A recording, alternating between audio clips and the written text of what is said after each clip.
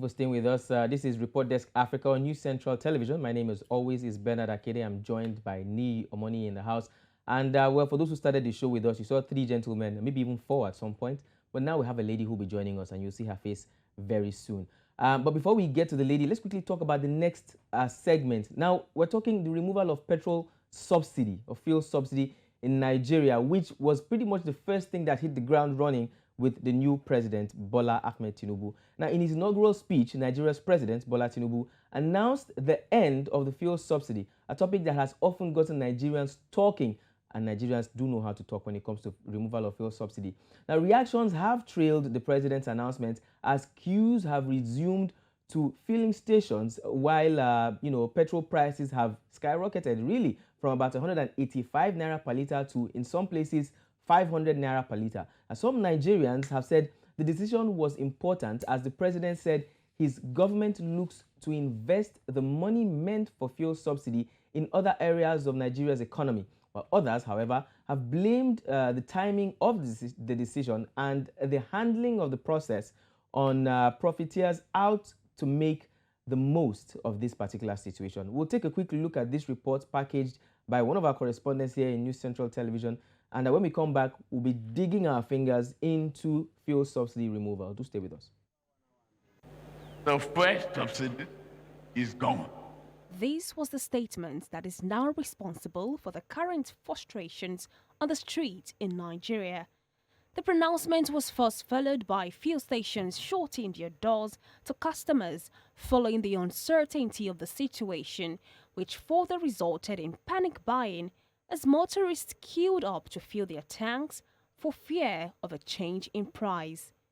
In just 2 days after Nigeria's new president, President Bola Ahmed Tinubu, announced that fuel subsidy is now a thing of the past, queues have hit the major cities in Nigeria. Now, what you see are queues for passengers waiting to commute themselves to their respective offices. The prices of transportation has now more than doubled. Even the drivers are saying that they are buying fuel at exorbitant prices. The moment when that man enters seat, now so NEPA sees light. They know they bring light again. No fuel, nothing. From here to Lekki, it's 200 naira before, but right now it's 500 naira. If you want to remove subsidy or whatever, you put plan on ground. 2 days after President Tinubu affirmed the removal of fuel subsidy, the National Oil Company announced the official upward review of fuel prices across the country, with the least approved pump price being 488 naira per litre, indicating an increase of over 200%.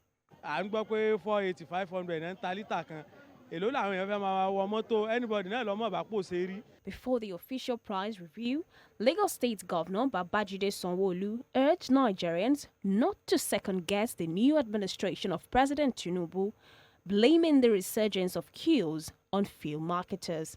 This is a pronouncement, and I think it's unfair on all of our, major marketers to want to begin, to seize, opportunity in areas where it's not. I mean, we all need to be sincere in this country. Events have now unfolded, and the reality has set in. Under the subsidy regime, Nigeria spends almost $10 billion annually to subsidize fuel. While subsidy removal may possibly increase the poverty level in Nigeria as prices of commodities hit the roof, some analysts believe it is also economically right, as this would raise the sinking fund for refinancing and servicing of the debt stock and free up resources for other sectors of the economy. Adeshewa Odushoga reporting for News Central. Now, the last attempt to remove subsidy was in 2012, and it resulted in a nationwide protest. And of course, the government had no choice but to reverse it. But this time around, it might not look that way, as some percentage of Nigeria had always viewed the subsidy as their own share of national cake.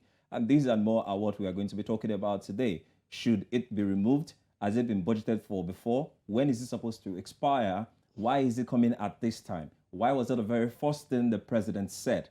All this and more we are going to discuss. And we have a News Central correspondent and, of course, the person who packaged the report we watched earlier, Adeshewa Odushoga, to talk about this more. Shewa, good to have you on the show.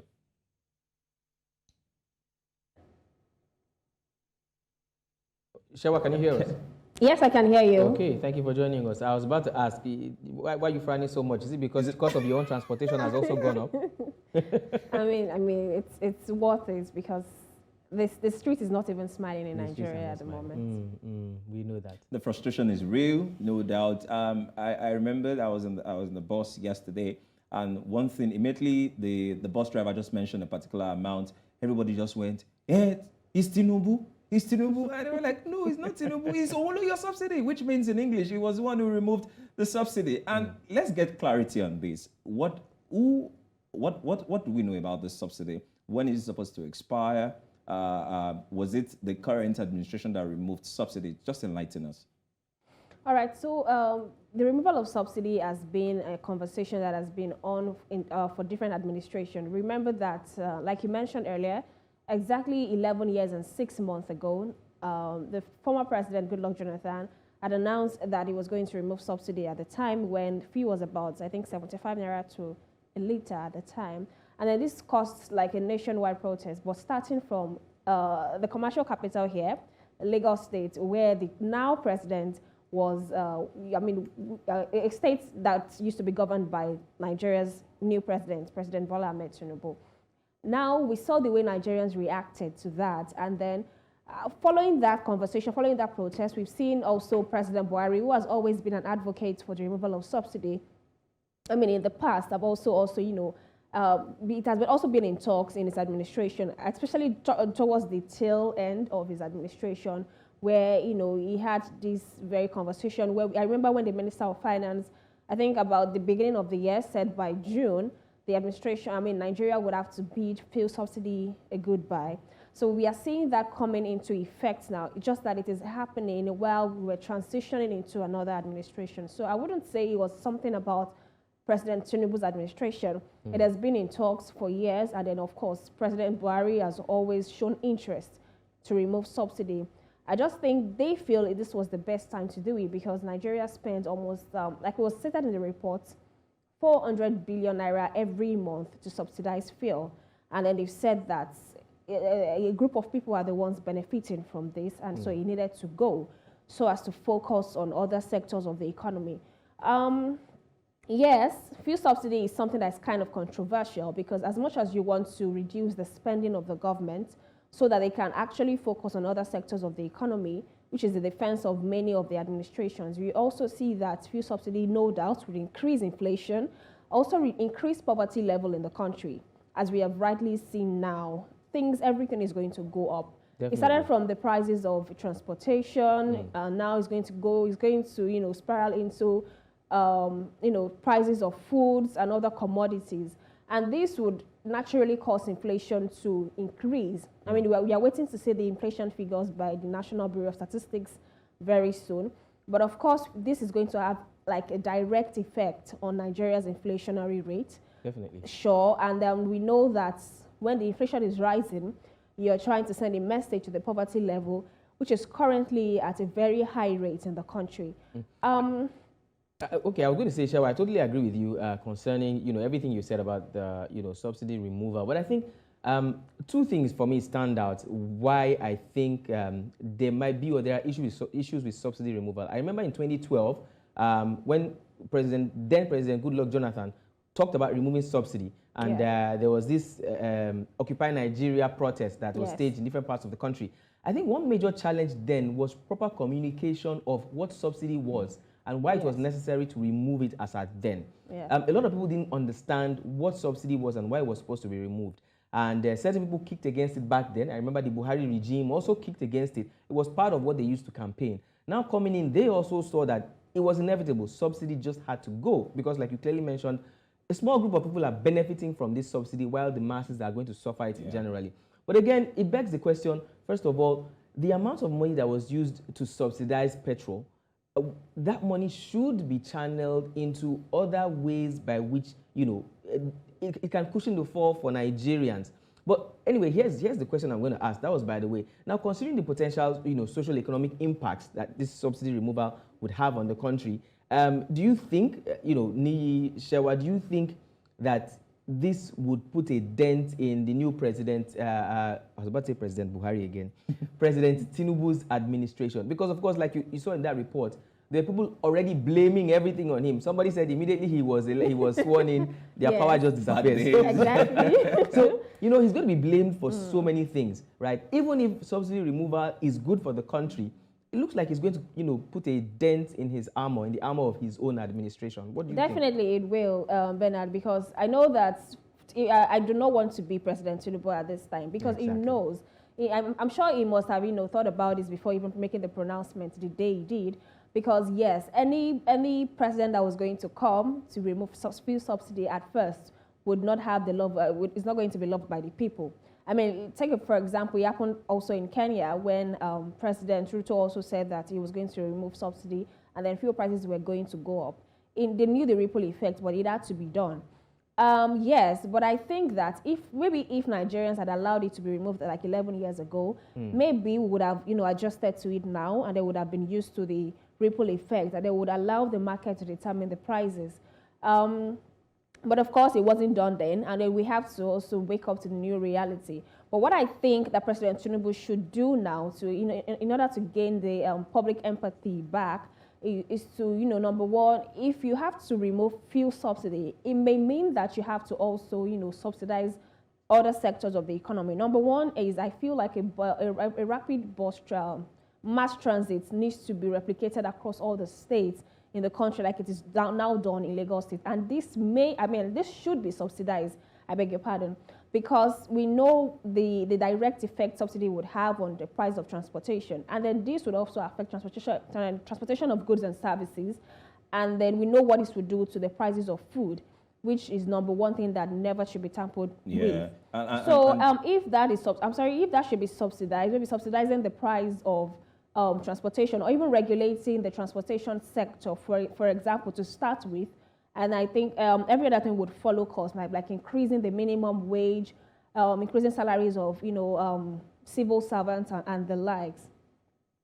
Yeah, and just to pick on the one you mentioned for the bus rapid transit, because I remember it was during his tenure as governor, the president, that was introduced. Yes. One of the major concerns people have raised is that the next step the president will be taking now is going to determine if he's actually in favor of building this country or tearing it down. Because from what I heard, the deal was supposed to last till about June ending, but now they are cutting it off.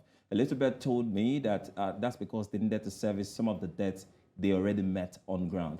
But let's leave that. Let's talk about the adverse effect of these things. Guys, we're talking about from 186 naira per liter to now for Lagos 488, and of course for 184 naira per liter, pardon me, to 488, and that is for Lagos State, Lagos State or for government owned. That means private marketers might actually be selling more than that. Now let's think of people that are not, on a soft note now, people that are hoping to get married. Renting a hall now, do you know how much that's going to cost? No. Nee, are you planning to get married again? These people start renting their compound out for events. I didn't see that one coming. A lot of things are really going to be affected because totally the power sector is not really functioning. And that's where I'm hoping the new Dangote refinery, which we hope gets starts production at the end of the month, sorts the issue of the fuel and of course the issue of power generation. Bennett. Yeah, well, before we go, Shewa, I just want you to know that Neil was directing that to you when he was talking about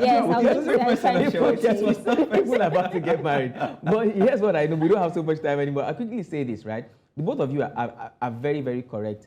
Removal of subsidy is inevitable, but it's how we cushion the fall for subsidy removal, because it's going to affect every aspect of Nigerians' lives. Like it or not, Nigeria runs on petrol, right? Artisans will use petrol, and we know that power supply is not fantastic. So it's not just about buying petrol for your cars. It's about for your generators. You have barbers, you have hairdressers, you have people who welders, and all of that all survive on petrol. We just hope that eventually subsidy removal would become of benefit to Nigerians. They say the best time to plant a tree was 20 years ago.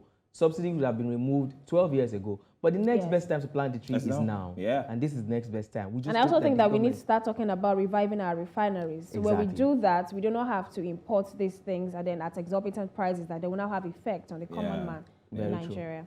Very true. All right, we need to take a very, very quick break because we have forecast standing by, and we will give you some of the things that we'll be looking into our crystal ball for that's the coming week on Report Desk Africa. Do stay with us.